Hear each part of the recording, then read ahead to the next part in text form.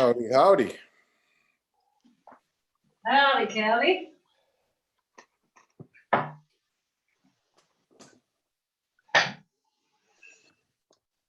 How are you both? Have a good weekend? Yes, yes. The gang's all here. Where's Lewis? Are we all here? -1. See here.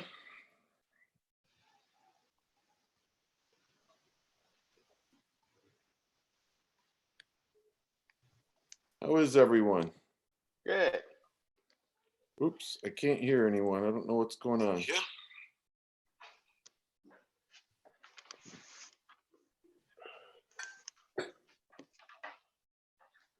How is everyone? Good.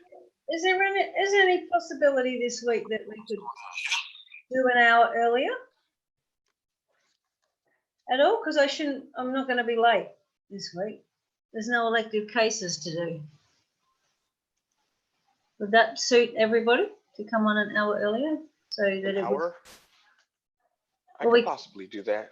I'm Yeah. working from home now, so that would be great. We'd have to check with Lewis to see if that works with his piano Yeah, and yeah, of schedule. course. I think Yeah, I but it's- could do that. Thank you. That would allow you to get to bed a little earlier, huh?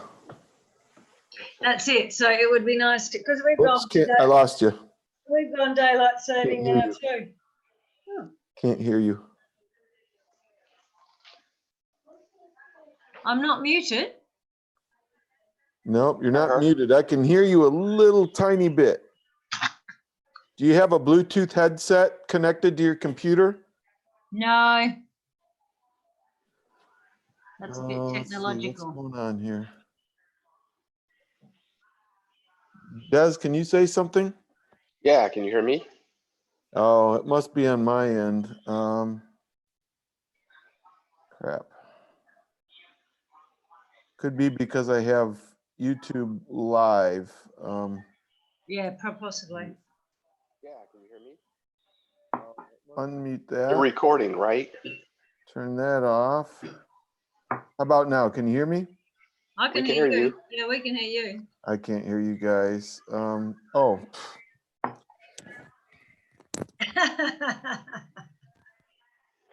I love it. I need to get some of those because right now I have to do these big fat headphones, which they're really cool. They're like noise canceling, but well, you look Not fine. right. You look cool. What's wrong with that? I don't know. I want something less bulky. It might help with your blocking out your noise in your home, I would guess. It does. It does. So I talk to clients with this. Yeah, that makes more sense. Mm. Oh, I'm leaning back in my chair. I got this little ad hoc desk rigged up so I can actually sit back. I spend a lot of time leaning forward in this chair that rocks, and it takes a toll on my back sometimes. So Oh yeah, I reckon. I don't like to look lazy either, but here I am. I'm kicking back and relaxing. Go for it, I say. We had a day of trying on all this personal protective gear today. Oh my God. Oh, like wow. It's like going back in time, some of the stuff. This big. It was quite entertaining, really, but apart from the fact that there's going to be lots of deaths associated with it, it was quite funny today. How are things in England right now? Well, London's the worst. I mean, they're kind of 2 weeks ahead of us up in Manchester. So there's beds still available in the bigger hospitals, and we're just waiting to be redeployed. So we were getting educated, just brushing up on ventilators and stuff for the next couple of days. So just waiting. So what's happening in London right now? Are there a lot of deaths or? Yeah, that's where most of the deaths in the UK are. Did London ever go to doing the social distancing and shutdowns? Because I had read at the very beginning they were doing something different than the other nations and governments. No, so when we all went to shut down, last Tuesday, like complete lockdown. Friday before that were the restaurants and bars, but I don't think a lot of people in London weren't. Just, sheer population and the age of a lot of the people, they weren't. And they're the ones and also there's the one that hits the most because of the population. It's like 10 million, 10.5 million, all living on top of each other. So proportionately, it may not, actually percentage-wise, it may not be that more, but sheer numbers, yeah. Because they're deploying people from the independent private hospitals down there already into the big hospitals. So it's just a matter of they do the same thing here, staffing-wise, yeah. Yeah. Well, it's good to get these live updates in person on England from you. We appreciate your cluing us in. Well, it's because every afternoon we have whatever the latest update is for the independent sector at 4:15 every afternoon. So, and it changes so dramatically. Like seriously, you wouldn't believe the stuff we've got. When you go in for an emergency, you're just used to running in the room, jumping on the chest, and Now, forget that. You've got to come in and don this personal protective gear, and that's the most important thing. And there's a whole process you have to go to put this. Like it take 1.5 minutes at the absolute quickest. And depending on which mask you have, one of the masks is like an old-fashioned gas mask from the First World War to put on. Like it's, oh my God, and the person's going to be dead before you get to them. And frightened even more when they see the mask, right? Oh, exactly. You mean you want to be unconscious? I actually posted a picture of me and one on Facebook. Have a look. It's what I can't get my head around it, because from our point of view, you'll be dealing with a corpse before you even get in the room. It just seems senseless. Because these would be patients at the hospital I'm working at. These would be patients that have come and have just, had a complication of surgery and they have a massive heart attack or something. So we wouldn't be getting coronavirus patients, but you've got to treat everyone as though they've got coronavirus, because they may well pick it up in that time. It's mind-boggling, really. Wow. Yeah, it is. And we've got to come up with this. 4 of us have to come up with this plan on how to educate it and roll it out through the hospital tomorrow. So that's going to be interesting. Oh boy. Mm. Is there anything we can do as a group to support you right now?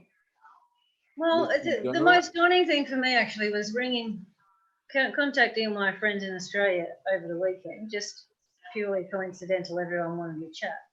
And all over Australia, so where I've worked, up in Cairns in northern Queensland, all intensive care friends.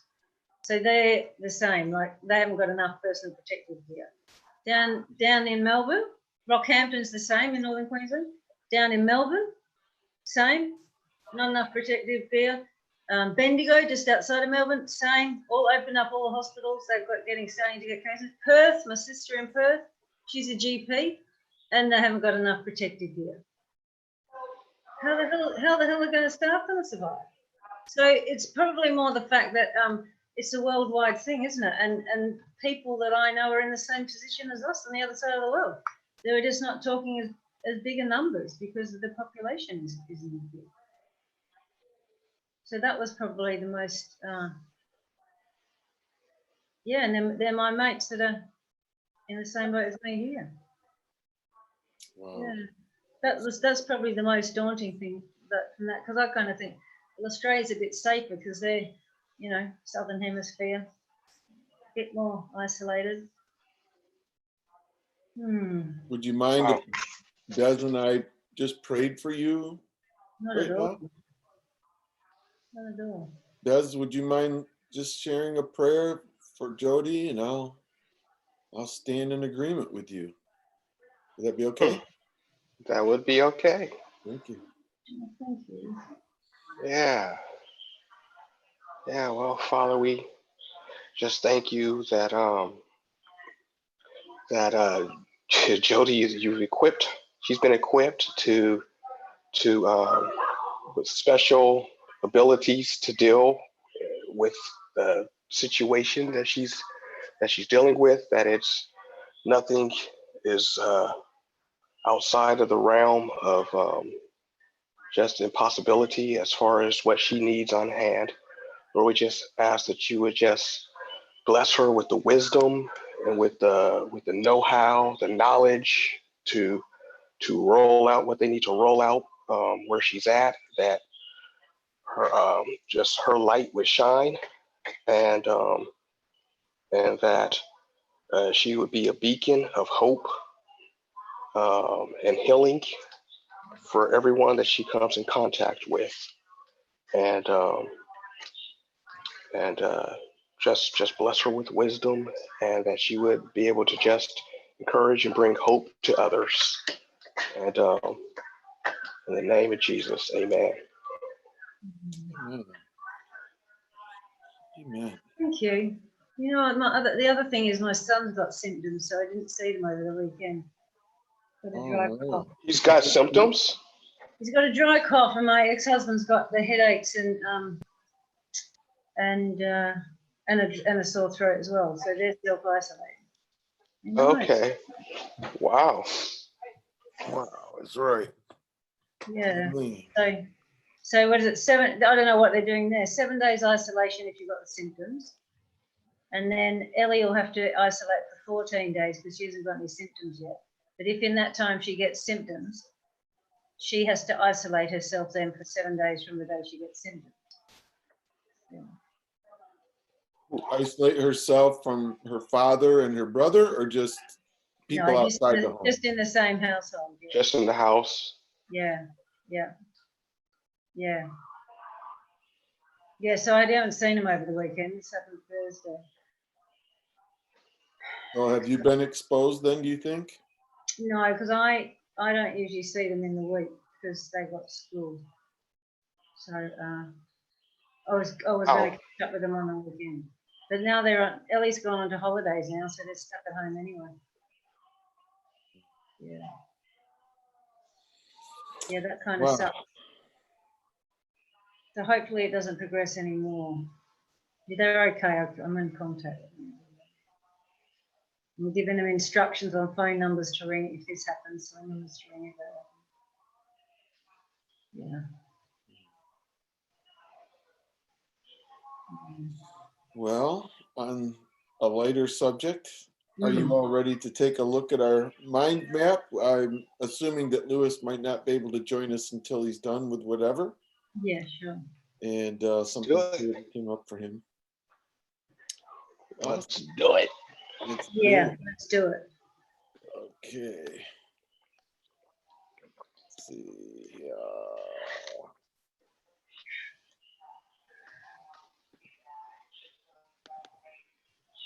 All righty.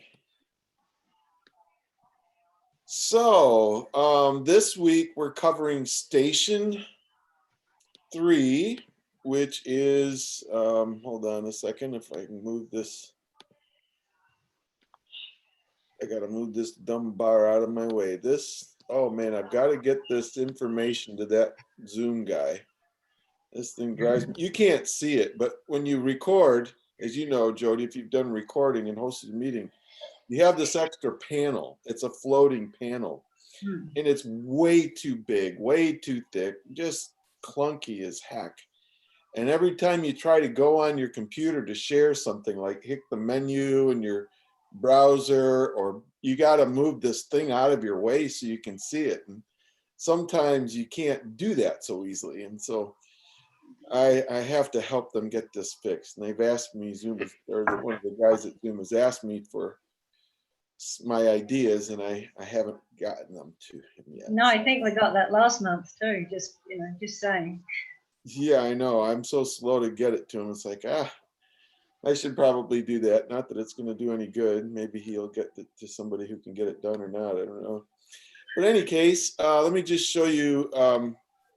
So Station 4 is the membrane. I think I'm going to change the name to portal because I always have to translate membrane to portal so people understand what the heck I'm talking about. I was trying to stick to string theory a little bit, at least give people some sense of what it's called in the scientific world. But I think it's just too confusing. Membrane? What the heck is a membrane doing there? I just went through a portal. Don't know anything about a membrane. So I'll probably change that. So if that happens soon, don't be too put off by it, I hope. But this week we're covering the membrane, and oops, that's not supposed to be there. That's supposed to be number 4. There we go. There we go. Delete you. You were there by mistake. And then, oh, wow, look at, I did it again. What the heck, David? Anyways, number 5, which is we're in, oh, well, that's it. We're in 3 and 4. Yeah, 3 and 4. Okay, so The outer world and membrane and fortune. yeah, I probably shouldn't have undone that station 3. That's okay. I'll get this straightened out as soon as we're done with class. I'll straighten it out for today. I think it's And fine right now as it is. If you did the tasks, you'll be fine. Let's see. You haven't sent the link for week 3 yet, have you? The No. link to the forms or to the mind map? To the forms. I did not. No. Let's see. Yeah, let me get those to you right now. Let me handle that. This is the kind of thing I can handle in a sprint. My apologies, guys. My day has been rather challenged administratively. Let's see here. Okay, move these bars out of my way again. That's okay. I'm just glad I'm on with you. Thanks, guys. Appreciate it. Yeah. So happy you're here with us. Yeah. Sounds like you're dealing with a lot.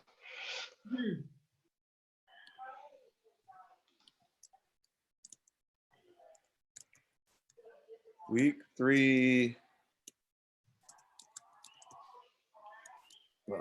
Mind map.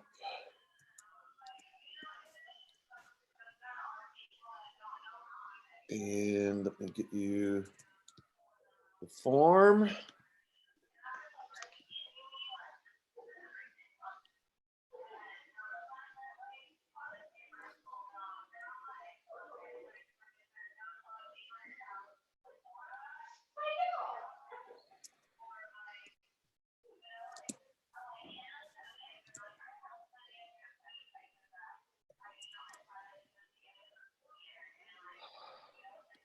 Okay, you now have them. Thank you. Yeah, that probably makes it easier. I forgot to do that. I didn't always do that. Let's see. Okay, so anyways, we're going to cover stations 3, which is outer space, and station 4, which is membrane. So let's see.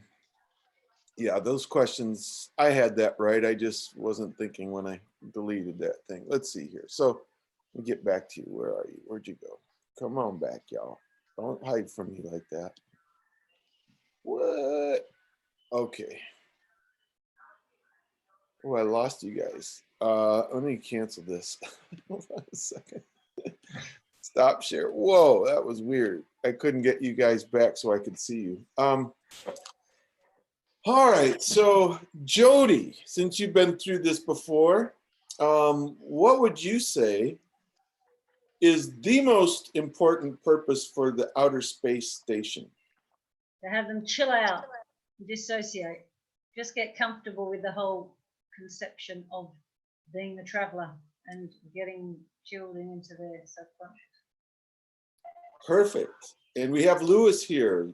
Hi, Lewis. Hey, Lewis. I just totally spaced on today. I wondered, I was going to message you and I thought, well, this Wah, message wah, put wah. waking up. Yeah. Wah, wah, wah. That's not when, is that when we do womp womp womp? Yeah. I like that. Feeling- Yep. Pheasant's I feeling earned that comfortable one. now. I like it. He's doing a little trash talk. I love that. Way to go, Des. Yeah, yeah, exactly. Look at him, he's in his grandpa chair, all comfy, got about us completely. Charming. Yeah, no, I was sitting in this massage chair, just like just yeah, chilling, and yeah, I don't know why. It's just like, oh my goodness. Could you turn your phone sideways, please? Thank you. Yeah. Beautiful, beautiful. Appreciate that. It helps for the editing purposes. If I use your video and it's that way, I've only got a little tiny square, Oh yeah. little sliver versus fuller view.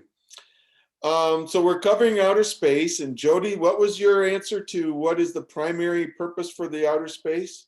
Oh, chill factor, to get them to chill out and be okay with, be comfortable with just being in their traveler and getting free and easy, and yeah, that's really it. Dissociation you mentioned as Yeah, well.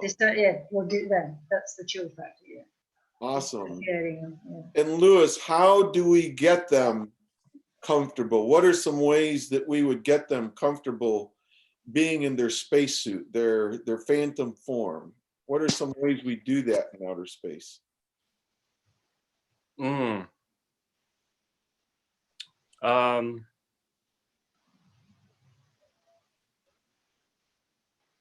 I'm not sure right at this moment because I'm not I guess I'm not understanding the original question or where we were at. We're discussing this week. We're covering the two stations, outer space and membrane, and we'll probably have that switched by the end of the week sometime. Switch to the portal. I'm going to start calling it the portal, just for ease of people understanding what it might mean. But in terms of the outer space station, my question was, what is the primary reason for the outer space station? And Jody's reply was to further dissociate them and help them to get comfortable in this state of being the traveler. And so what are some ways that we effectively create this comfort level and expand their dissociation and their sense of ease with the outer space station? What are some things that we have them do while they're out there to make that happen? Well, I find that this tends to be the spot where people usually start to really relax into the process, and so there, at least my experience is, people are much more readily available to play. And so that's where like the suggestions and really engaging the imagination and even asking them what do they see, and then exploring what is it that they see, and because they almost start creating the scene right there just through play. And so like things that are familiar or things that surprise them, like, oh wow, I had no idea I was going to think of that. And at least, so I think as people start to play, even they start to relax because they just start to allow. Excellent. Yeah, very good. And so how do we help people become the traveler from last week? What are some ways that we help? What is the primary purpose for becoming the traveler? Let me ask you that question.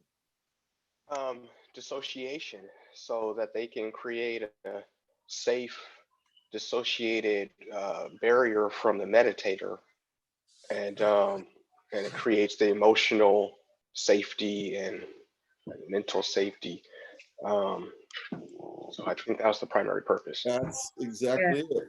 Great answer. And then how, Jody, do we help deepen that traveler state while we're at the traveler station before we leave and go into outer space? What is it that we do to help? What are some things that we can do to help them further dissociate and become the traveler? So get them to, what does the traveler look like and feel like, and what are they wearing? What's going on around the traveler? What is that? And then to look at the meditator and what's the meditator look like? What's the hair like?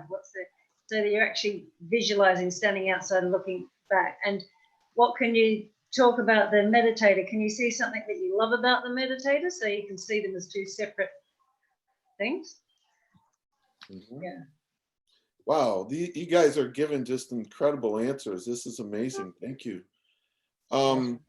So we've talked over the last couple of weeks about how important dissociation is just as a natural survival mechanism, right? Yeah. When people go through trauma, they often dissociate. You'll notice people who have gone through car accidents, for example, where they've been incredibly hurt, they will pass out. Mm. They might not remember the accident at all. They might wake up. They might be totally awake right there in the car dealing with the first responders. And I'm going to mute you, Des. We can hear everybody in the background there. I did you too as well, Louis. I wasn't sure where the noise came from. And Jody. You know, in a car accident, if you've ever been right there when somebody had a car accident and there was just a horrible mess there, sometimes they pass out, they're gone, right? That could be the brain's way of helping them dissociate from the pain. Pain can kill people. Pain can shut people down. I mean, they can just lose it. And if they're, you know, in a situation where they need to be cognizant and not pass out, not go unconscious, certainly that's important to be able to do. But sometimes people, like, I have been knocked out in accidents, and the person, I remember the point at which I was aware. The person said I was aware the whole time. I was talking as if I was fully aware of what was going on, but I have no memory of the first few moments, first 3 or 4 or 5 minutes after the accident. There's blood all over the place. And, you know, I'd been talking to them. I'd gotten off my motorcycle and all this kind of stuff, but I don't remember any of that. All I remember is when things calmed down and I had a sense of where I was, then somehow I started to remember. That's an extreme form of dissociation. Yeah, Jody. Whoops, hold on. Sorry. That's shock. Shock.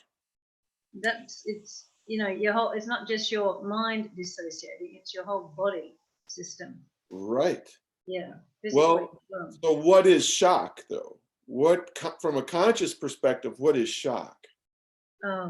Yeah, so it's your whole, it's like your whole body system alarming. So it's shutting down in effect.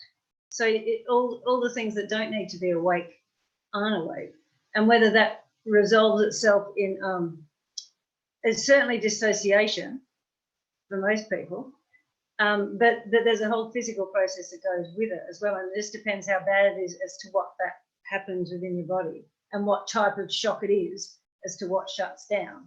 You know, like septic shock is when a bacteria takes over and your whole body system shuts down like that as well. So it just depends which bit shuts down the most. Yeah. Right. Mm. Consciously they are dissociated, right? The Mm. mechanisms in the brain, because the brain does suck up so much energy. Yeah. In a situation where they're wounded and you need energy to keep the heart rate going, keep the heart beating or something like that, it makes sense physiologically why the brain would shut itself off. But isn't it interesting that the brain knows how to do this? Oh, yeah. Yeah. That it knows how to put us into shock and when we need to go in. My mother was hit by a car when she was young, I don't know, 11, 12, 13 years old. She was crossing a highway and didn't see a car. Pow, nailed her. Threw her in the air, threw her off to the side of the highway. The guy pulled over. By the time the guy pulled over and got to her, she was up walking. She walked all the way home and doesn't remember walking home. And she was not doing well when she got home. But she had no idea what was going on. She wasn't consciously aware, but her brain was active. She was talking like she was active. She wasn't completely there. She was dissociated. And in certain types of trauma, people do experience a total shutdown. Sometimes they go into what we would call shock, and maybe their body's not in shock in the sense, you know, physiological functions are shutting off, but they are in a state where their brain just says, we can't handle this. Yeah. There's too much pain. There's too much going on here. We are shutting this boat down. We are not going to let you remember this. The problem is with this is the brain doesn't forget it. It suppresses it. if their eyes are open and their ears are working, which they almost always are unless there's damage, they're going to remember some of this stuff. And it plays these kinds of scary roles behind the scenes, and we have no idea why we're so terrified by certain things. And sometimes it's because people have dissociated so extremely and they've never reattached those memories. That doesn't mean at the subconscious level, their subconscious mind doesn't remember. It just means that subconscious mind is saying, you shall not remember consciously. Behind the scenes, that wounded version of them is still dealing with that trauma at some level. And it can affect the way that they show up in relationships, the way they brave certain environments, like an amusement park. They won't go near the roller coaster because something doesn't feel right. They may not even know why they feel that way. It could be just because of some trauma they had that's unresolved dissociation, where they need to be reassociated, face it, handle it, deal with it, then take them out. They find they feel better once it's like a phantom limb. Jody, you've probably worked with phantom limbs, but in studies of phantom limbs, people will, even though they don't have an arm or a leg, they'll feel like their leg is cramped. Imagine not having moved your leg for a couple of years. You might have a cramp. Well, they'll get cramps in a leg that doesn't exist, or it will itch, and it just drives them nuts that they can't itch that leg. And so this one doctor out of San Diego, University of California, San Diego, I believe it is. I forget his name. I should remember. I don't. Famous neuroscientist, and he's done a couple TED Talks too. He set up this mirror. So if they had a missing right arm, they would put their left arm into a box, and there was some just carnival-like mirrors set up where it looked like it was their right hand. And he would brush their left hand that they couldn't see. They couldn't see their left hand. It was covered. All they could see is the reflection of it in a mirror. And he would just gently brush the back of their hand with a feather. He's brushing the left hand, but what they're witnessing with their eyes, their consciousness, is their right hand because it's in a mirror. And pretty soon they start to feel it again. and then they're able to, he plays with it back and forth, right? So then he is able to allow them to scratch. That they're scratching the wrong hand, but the brain, like within a minute, totally rewires all of the neurology and says, this is my right hand. And they scratch their right hand thinking it's the right hand, or they straighten out their right leg. It's not the right leg, but they think it is. They visually get all the sensation coming into their brain, and they feel relieved from this. This is all subconscious work, right? The subconscious mind can rewire your brain in a second. Now, whether it sticks or not depends on how well it's myelinated. These little glial cells that grab a hold of your neurons and create better circuits and strengthen it and hold it together. Whether it sticks or not is another thing, but your brain can be rewired, not physically. It doesn't physically rewire it. It just can reroute all these connections and do some amazing things. And they've only just started learning about this like 10 years ago. This is not old science, right? And so when we're playing with dissociation, we're really kind of going to the seat of power, and we're helping them to rewire their brains. It's all by imagination. That whole mirror thing is just a sleight of mind. It's just a way of getting them to really feel into, physically feel it, and visually see it, because most of our brain's receptor connections are in the occipital lobe, which is where we have visual sensation. And so in any case, when we're doing the dissociation thing at the traveler level, we want them just to get comfortable just separating. We don't ask them to do anything else while that version of them is standing there. It's just to get them to imagine. This is where it's really important that you take the load of perfection off of people. You tell them it doesn't really matter how well you can imagine this. Whatever amount you imagine is just perfect for right now. Because people's in their conscious state, their executive function is a judger, right? And so it's judging. Am I doing this well? Am I not? I know I'm probably going to suck at this. I didn't think I could be hypnotized. I knew it. This is not going to work. Why am I wasting my time or my money doing this session? Whatever it is they're going through. And so when you tell them, can you imagine it? And if they ever have a hard time, say, well, what part of this can you imagine? You just play with it. The whole thing is just take them into their imagination. Every time you get somebody to imagine something, you're getting them to dissociate. If I create abstract artwork, or Jody creates abstract artwork, and you look at it and you can't tell what it is, and as soon as she tells you what it is, and then you go, oh, I can see that now. She put you in a slightly dissociated state, right? You're imagining that you can perceive it, and therefore you do, right? And so the first stage, the traveler, is just to get them. Most people have never intentionally dissociated before. They've never said, oh, I'm going to dissociate so I can go get some healing and transformation and think out of my subconscious mind rather than my argumentative 40 bits per second, very slow version of my brain, very ineffective version of my brain. They're used to relying on that. That's why they're so dang frustrated their whole life, because they're always operating on this very limited. They've got a unicycle that they pedal and they think they're supposed to be riding a Harley Davidson or a crotch rocket, right? And they wonder why they can't get their goals done and achieve things in life. It's because they're operating out of the wrong part of their brain. So when we had them to become a traveler, the reason why I separated the traveler from the space station is because people just need to experience imagining something like that first. And it doesn't matter how much they do it.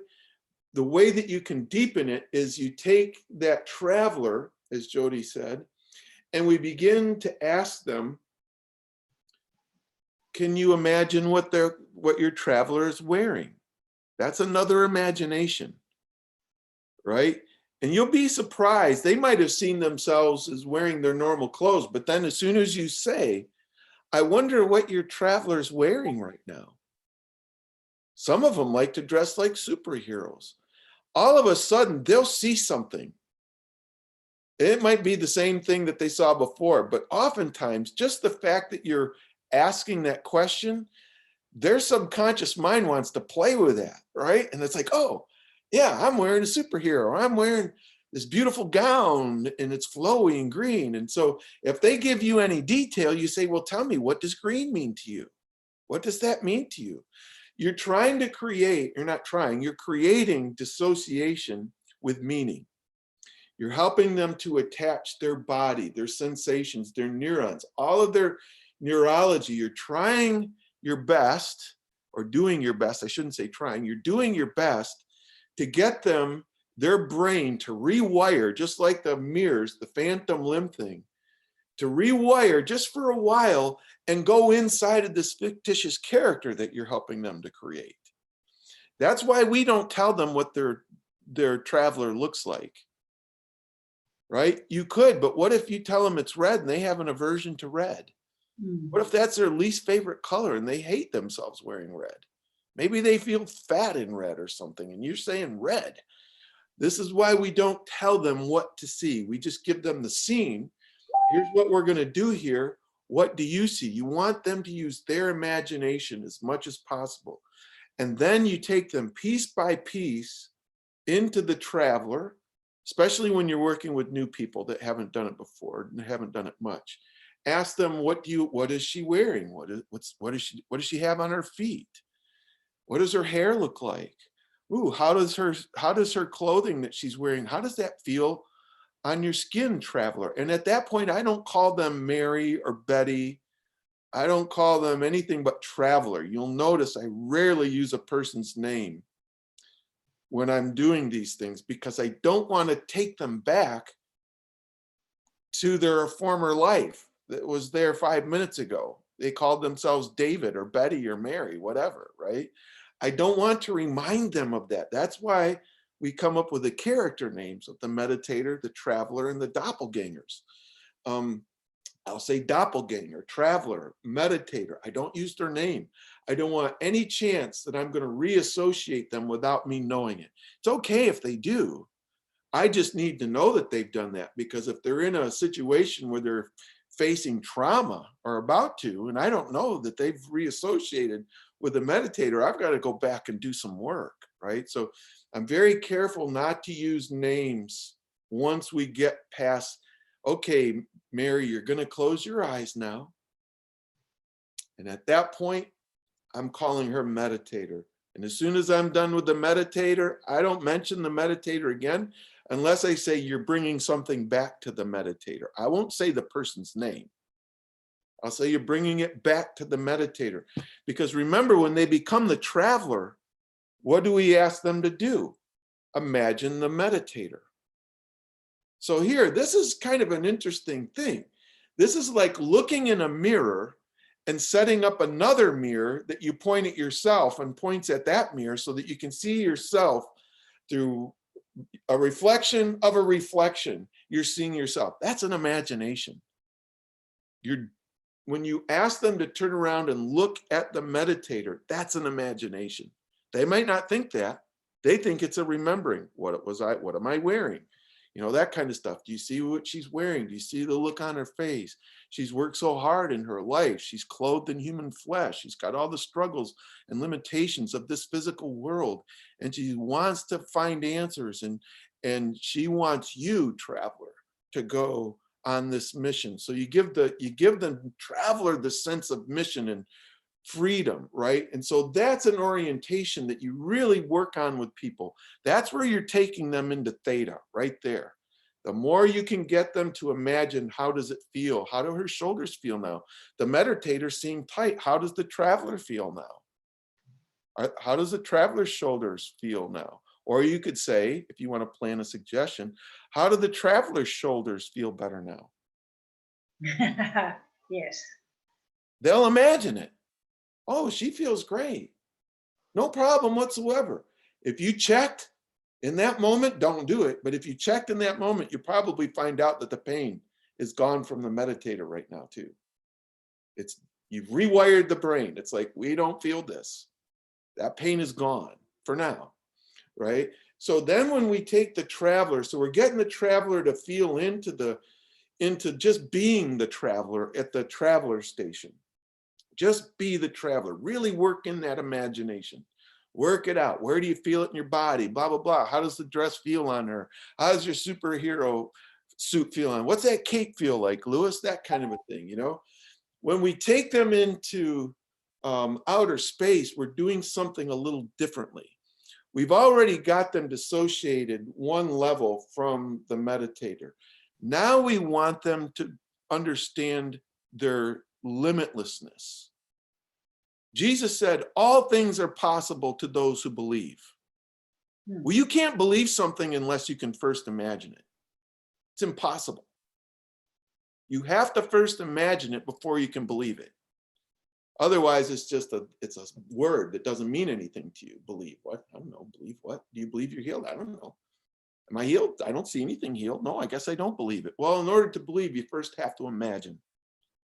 Right? And so we can't get people to heal themselves if they don't feel like they can. It's a preposterous idea to turn somebody into just their subconscious self and make them think that somehow the subconscious version of them can heal them.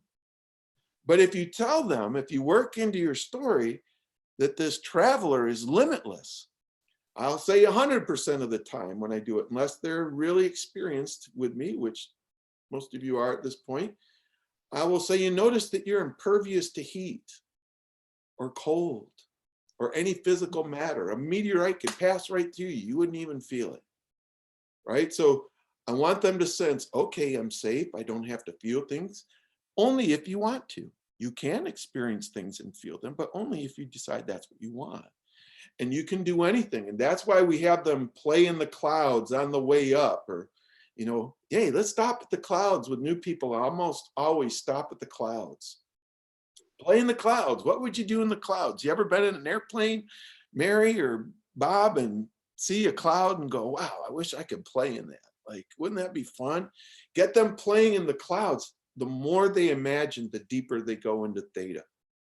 You're taking them deeper and deeper and deeper. You're immersing them in it and say, now do this, float up into outer space. What would you do in outer space? I love to use the moon as a character. For whatever reason, especially women. This has nothing to do with gender. It's just the intuitive nature of women is they tend to think of the moon and the stars so much differently than most men do. We're very utilitarian in our, oh, that's just a big giant rock up there. There's no life on it. It can't have life. It's always dark on, you know, it doesn't turn. We always see the same side of the moon. You've never seen the back side of the moon. Unless you've been there, you've never seen it. The moon always has the same face towards Earth all the time because it doesn't turn like Earth does on an axis. So in any case, but women read so much meaning, and all intuitives, I will say, it's not just women, but because women are so much better at their intuitive skills, they project so much meaning into the moon. And I don't want to get into all that, but I will take people, especially people who are very intuitive people, I will take them and have them play on the moon a little bit. Again, the purpose of the outer space is to take them into their sense of limitlessness. If I can't help them see themselves as this superhuman being, like almost like an angel that can appear and eat food with you, you know, and I think of my tradition, a Christian tradition that says that angels could eat with people, sit down, have meals with them, talk with them, maybe shake their hands, whatever, right? And yet they could also disappear.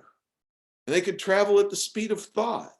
They could appear as phantoms, right? Just a vision. They could appear in dreams.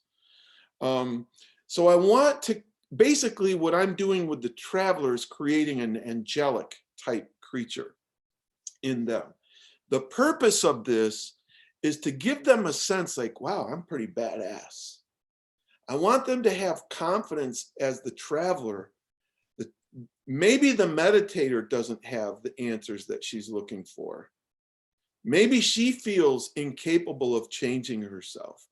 But if I'm a superhero and I can do this kind of magic, woo, what's possible for me, right? And so then when we complete the outer space mission, the purpose being to further dissociate them, that's a big part of it. The more important part is to dissociate them from their sense of mortality and their physicality. That we are going into the realm of spirit now. We're going into the realm of consciousness that exists outside of our bodies. I want them to see themselves as powerful, fluid, creative, have some fun, and that Lewis says it so well. He so recognizes that playfulness part of it.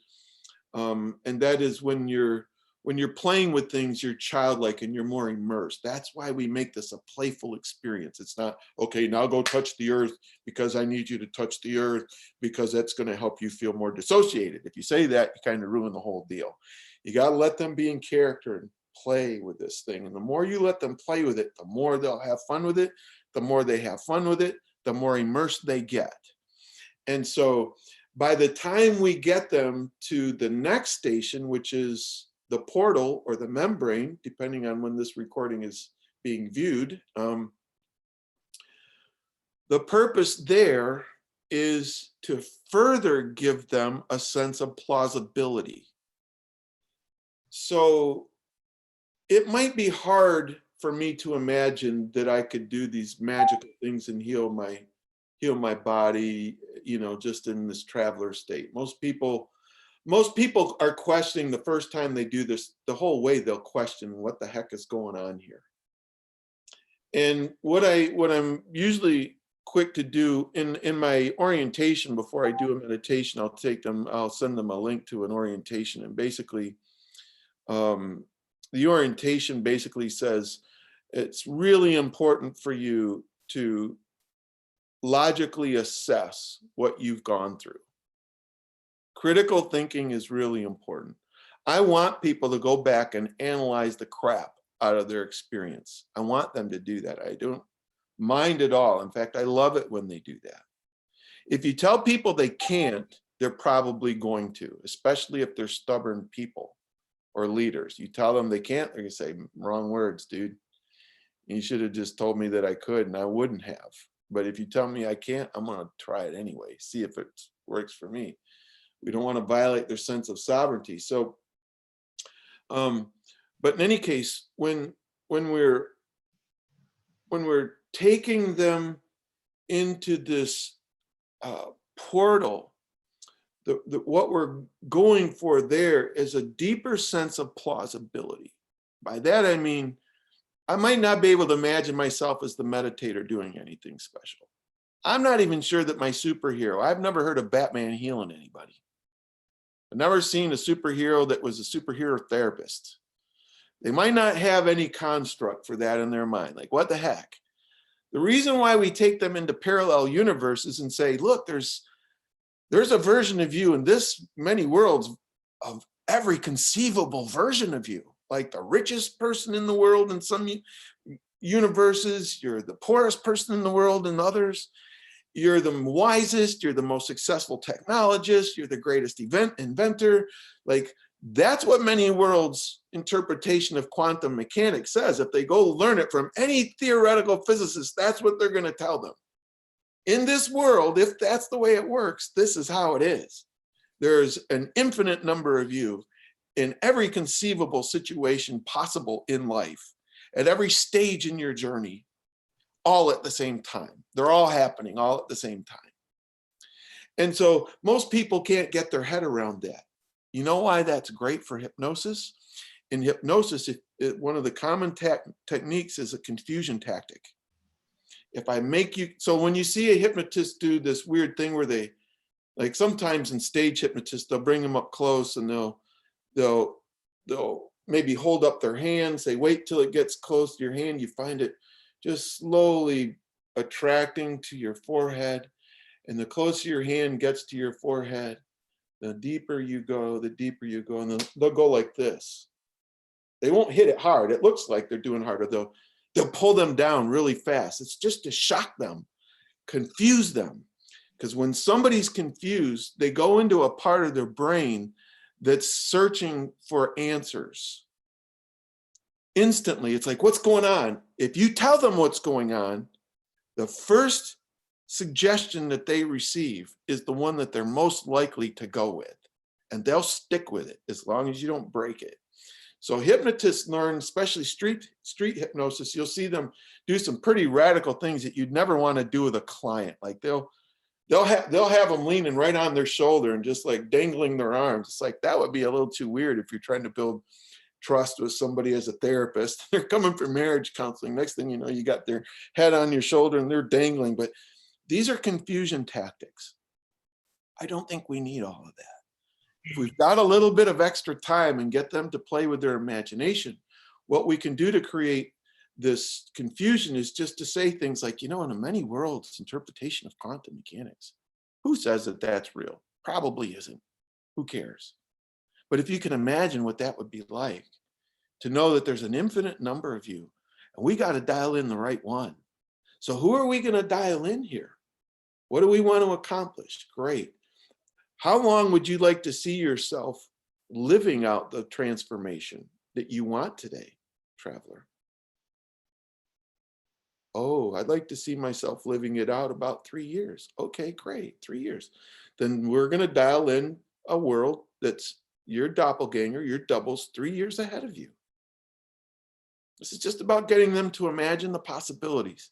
All things are possible, but if you can't imagine the impossible, you're certainly never going to get the impossible. You have to be able to imagine the impossible. So we've got to get them to imagine the impossible, or what feels impossible to our intuitive brains.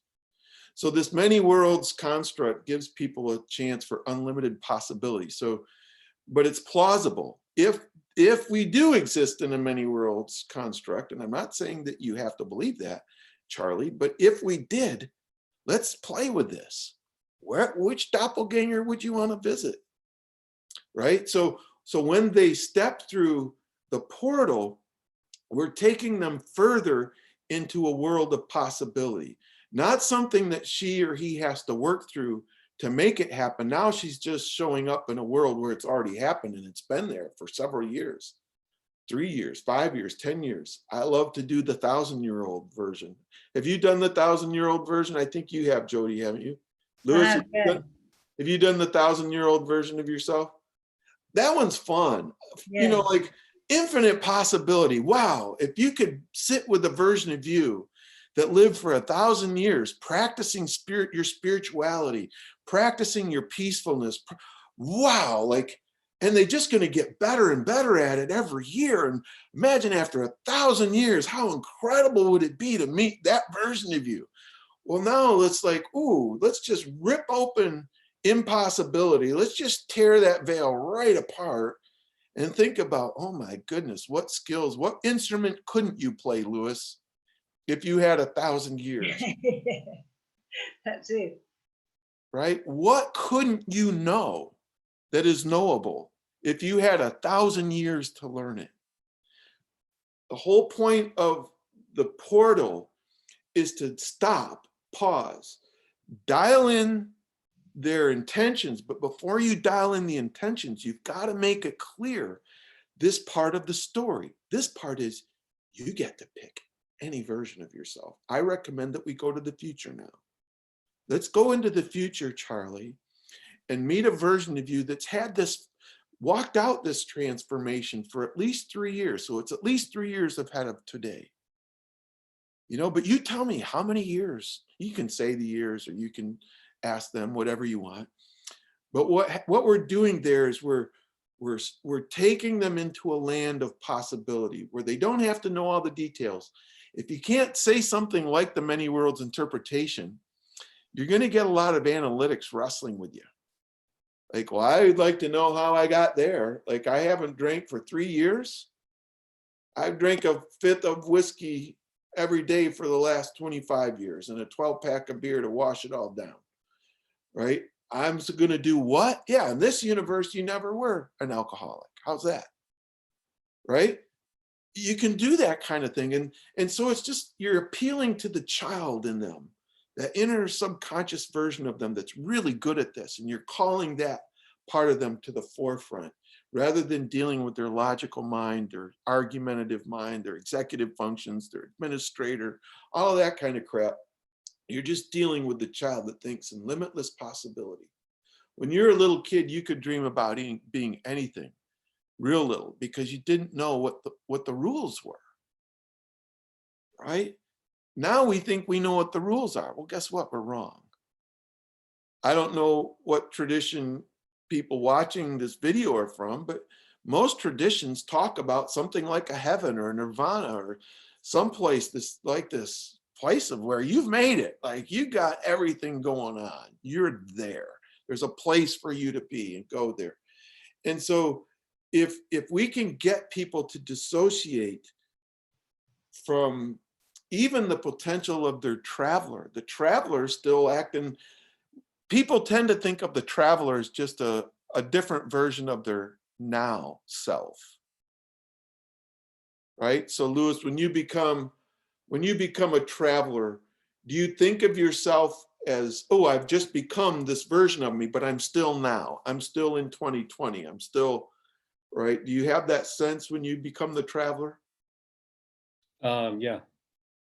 Yeah. So the reason why we take them out of this world into a parallel universe, whether it's real or not, doesn't matter. It's just an imaginary story that they're going to write themselves into. When they do that, now they further step in while they're traveling as a traveler that seemingly has infinite possibilities to be anything, do anything, experience anything, feel anything without being hurt. All of that stuff, that's really cool. That's like a safety belt, right? Seat belt in a car. I can do this and I can be safe doing it. I'm totally cool to go 100 miles an hour. I've got the steering wheel in my hands. I get to drive this thing. I'm the traveler. Now we want to take them into a world that's unlimited. So just like we had the meditator become the traveler and play with it so that they can experience limitlessness and being something other than their version of themselves that's tied to a set of rules that they believe are absolutely solid. You got to take off, Lewis. All right, bless you, brother. Thank you.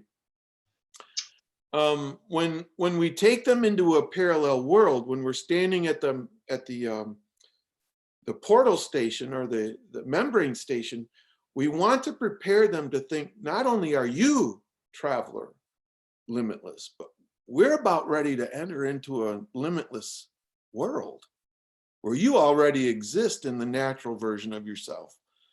But we're going into a world that's likewise limitless. So we're creating this symmetry. We're creating this story that has continuity attached to it of impossibility and possibility, right? We want them to get away from the impossibility and into the realm of possibility.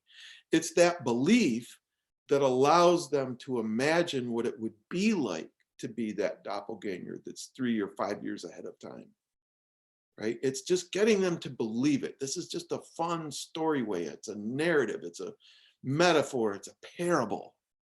Just to get them to explore what it would be like if I were not an alcoholic for 3 years and I never had any more desires for alcohol. I can't imagine that as a meditator. I could probably imagine it better as a traveler. I'm already feeling kind of like I'm above the laws that limit me.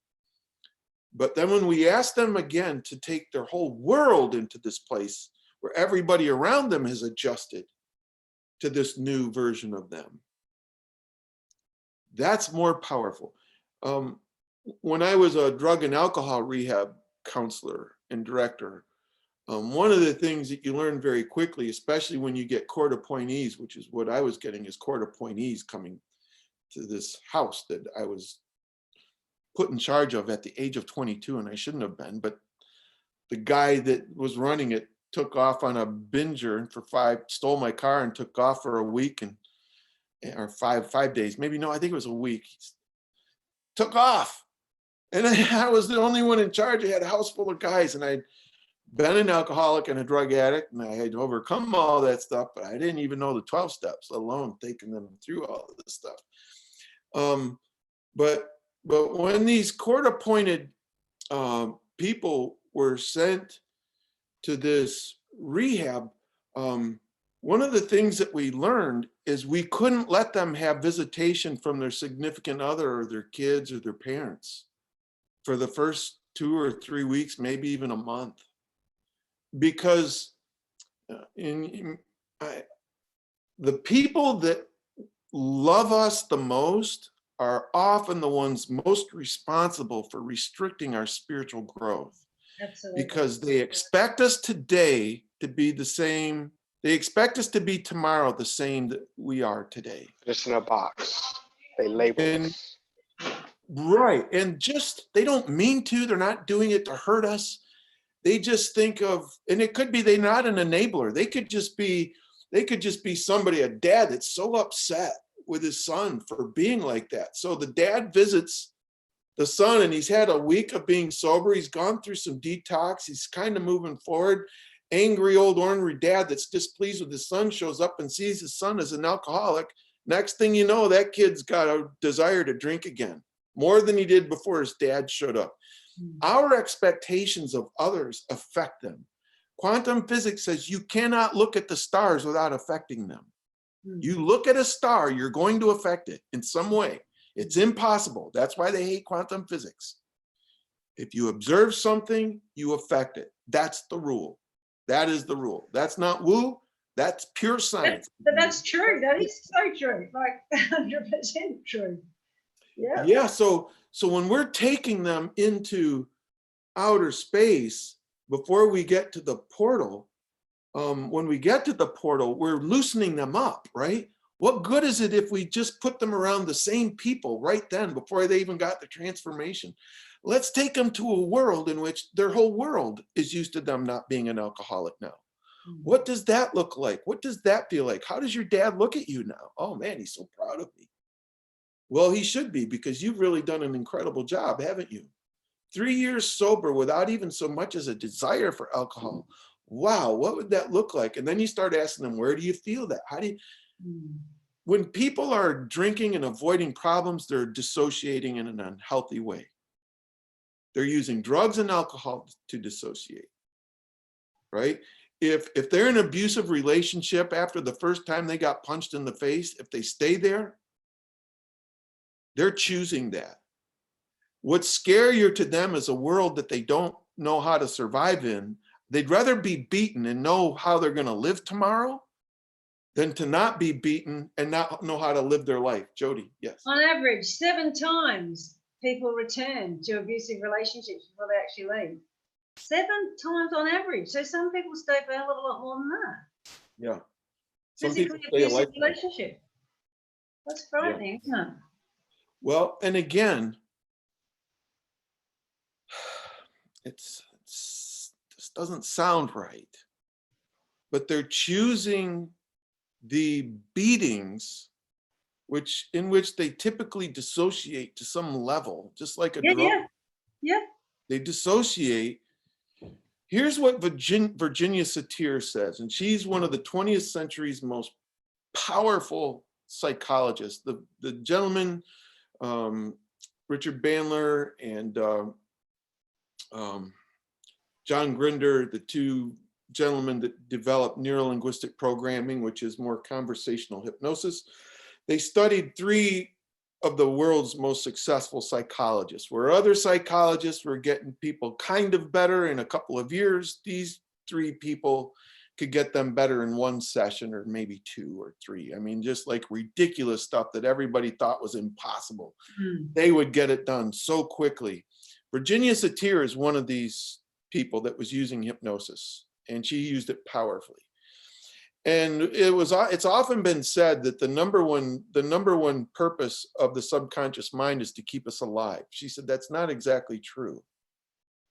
She said really what people are more concerned with on the inside is having a sense of control, and that requires familiarity.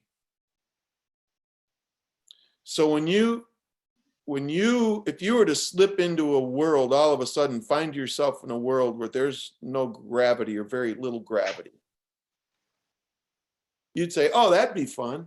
Yeah, it would be for about 15 seconds, 20 seconds, maybe a few minutes, until you realize, I don't know how to go to the bathroom. Yeah, good point. Your poop and your pee is going to flow around your room for a long, long time unless you figure this out. I don't know how to eat now. Our bodies are not designed to be weightless. I mean, weightlessness is a problem. If we spend a lot of time in outer space, your body begins to not function properly because it's relied on gravity for blood flow and where the vessels are and all these kinds of, I mean, down to the cellular level, it affects you when you're in outer space for too long. And so in this situation, I want to get back to the portal. The portal is there to create a world that we wrap a world around them where they're not only this doppelganger that's better, but they're in a world that's adjusted to that doppelganger. So they don't have any outside forces. They can just assume that dad is happy now. And if you said, how's your dad feel about you now being sober for 3 years? Put a wrapper around that thing saying, how does your dad feel happy now? Wrap it up with a suggestion. How does your dad feel happy about you being sober for the last 3 years? Wow, he's so proud of me. I love the way that he looks at me. It's just like we're back to where we were before I started using. Wow, that feel really good. Yeah, I wonder if you'd like to say anything to your dad.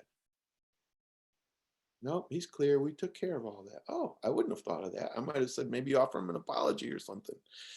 That's a no, we're good, right? That tells me what? They're believing this, right? They're in the story. So the whole purpose of this story is to keep them in it and to constantly test. Where do you feel it? Where do you feel it in your body? How does it make you feel emotionally? What's your confidence like there? Feel all of these sensations, you know, thought sensations, emotional sensations, physiological sensations. Have them experience all of the stuff from the outside and the inside. We'll get more into the doppelganger again, but the purpose of this portal is to wrap a world around them that doesn't get in the way of their transformation when they get it. Because if you did it back on Earth, they're still thinking about their kids that are in the other room and they got to go out and face them not being a certain way. And people just don't, they have an aversion to not knowing how to control their world.